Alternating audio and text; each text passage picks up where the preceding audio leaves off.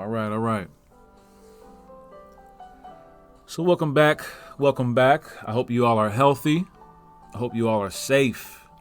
I hope your stress levels are low. Welcome back to Double R's Black Male Masterclass.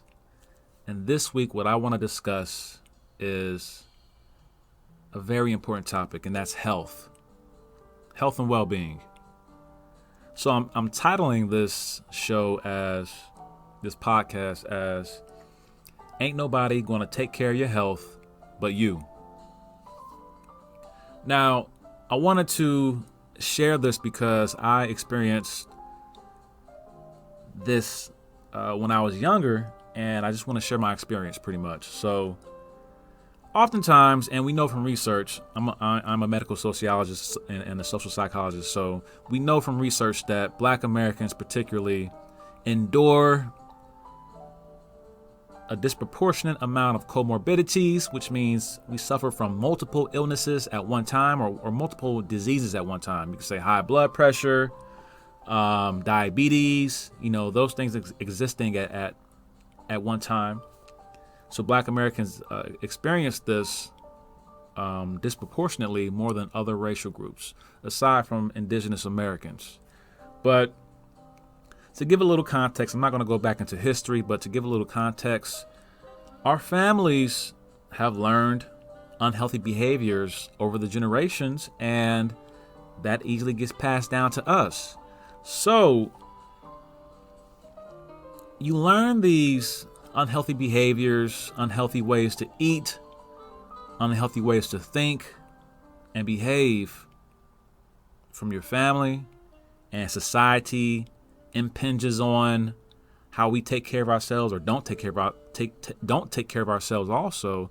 So all that adds up into how we treat ourselves and our own health, and plus all the stress levels, that help to damage our health. So the thing is, once you move out of your house, and this isn't just for Black Americans when you move out the house, but also anybody who needs to hear this.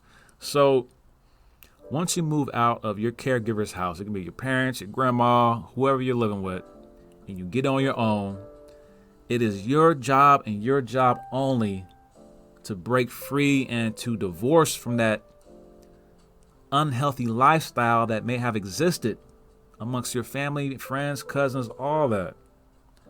Because the risk factors that you pick up, so if you smoke, if you drink too much, if you eat too much greasy food, if you eat too much food with salt, etc., if you are unbalanced in these things, these risk factors will accumulate into a unhealthy biology.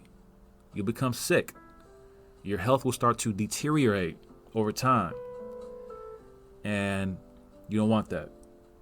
So when you first move out your parents, your caregiver's home, indeed there will be a lag in some of the things that you pick up from your family. I mean, those behaviors are a part of who you are.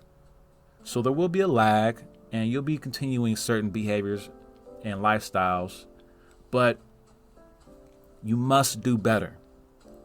If you see your parents suffering from diabetes and high blood pressure and other ailments, you have a choice. You actually have an option to do better and to figure out why that generational ailment endures. You do have a choice, trust me. So it is your job to do better. And to be honest with you, Black people need you. We need you. We need you. You are more beneficial to us if you are on this earth longer. You can make more money. You can accumulate more wealth if you're on this earth longer. You can inspire and encourage if you're on this earth longer. So we need you to be here as long as possible if you are a healthy and productive person and a positive person. So in particular, I remember when I had just moved out I moved out my parents' house, and I got a job at Dell Computers, luckily, in Oklahoma City. And when I got my job at Dell Computers, and I'm skipping a lot of stuff when I was young, but when I got my job at Dell Computers, I never made that amount of money in my life. I started making like over 40,000 back in 2006 as a 20-year-old, doing pretty much, well, it was consumer sales. Consumer sales. So I was making decent money for a 20-year-old. I was just turning 21. And given that I was making that money, I was buying a bottle every Friday. I was partying with my homeboys from Thursday to Sunday. I mean, we were getting it in. And I was eating anything I wanted to. I would make sure I went to this steakhouse every single Wednesday and get me this chicken fried steak. Actually, it was a chicken fried chicken sandwich. I mean, I felt good. I was doing my thing, you know?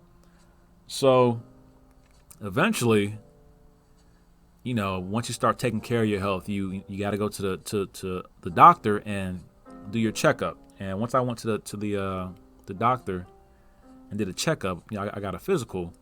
He told me that my blood pressure was high. I had hypertension, and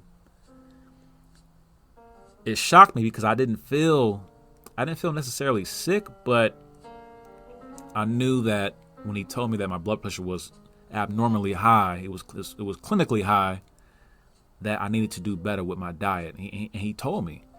And he also said that, you know, he said, ain't nobody gonna take care of your health but you. Your parents ain't with you no more. You're on your own. You're taking care of yourself. And you also got to take care of your health, because nobody else will take care of your health but you at the end of the day. And this includes your mental health. So in regards to that story with my doctor, that always stuck with me. It always stuck with me. I remember after he told me that, I started working out. I stopped eating all fast fried food. I started cooking a lot more. I mean, everything changed because I knew that I didn't want to. I mean, my grandmother has high blood pressure. My mom, you know, they're always stressing and everything. So I knew I didn't want to endure the same thing over my life course the same way they did. So I chose to do different. But like I said, this also includes your mental health. If you are in relationships with people that are stressing you out, that are traumatizing you, that give you anxiety, you have to cut it off. You have to divorce that relationship, because that stress, out of many things it does, but it also weakens your immune system, making you more susceptible to, you know, viruses and disease. Stress does a lot of harm to the body. So if you have bad relationships that are traumatic and stressful, if you have a job that stresses you out every day, you must figure out how to get out of that job so you can take care of yourself and be in a more healthy state in general, a healthy mind, healthy body.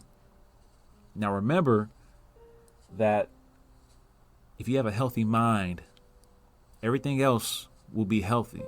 Because if your mind is healthy, then that means that you're going to be eating healthy, you're going to be thinking healthy, you're going to be talking in healthy ways. So everything flows from your mind. But you got to take care of your whole entire body. You can't just work your physique and get big and get sculpted without taking care of your mind, because eventually your mind will have you doing bad behaviors and bad lifestyle choices. Again, it's only a matter of time. So this was the discussion for today. I really wanted to share my experience that I had when I was about 19, 20 years old. And you have to know that nobody's going to take care of your health but you. It's okay to party. It's okay to have fun, to do your thing, but you have to have balance. Once you